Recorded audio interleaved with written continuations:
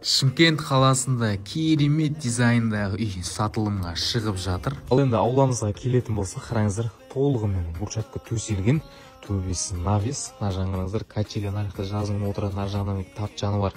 Мына бетінде гостевойы және де ар жағында летний кухнясы бар. Вороталар автоматтандырылған. Аулаға да қараңыздар, газоны бар, өзінің мынандай жеміс ағаштары егізілген, елкалары. Ал енді үйдің ішкі көрінісімен танысайық. Так, бұл біздің үйіміздің кіреберіс жері. Мына жағында осындай бір қазақи бөлмесі бар. Так, ендігі бізде жағында коридор шығады. Жаңа жоғарыға көтерілесіздер, мына жақта жатын бөлмелері, зал. Мына бөлімде бізде үйдің ас бөлмесі.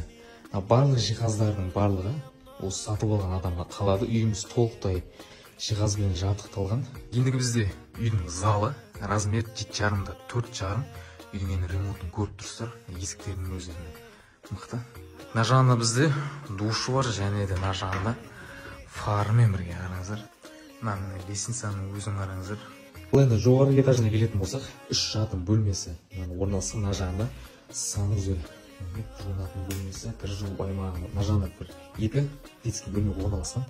Біреуі осындай. Ендігі бізде үлкендерге арналған жатын бөлмесі, кеңдігін қараңыздар. Мына жағында гардеробы бар, және мына жағында санузел бар.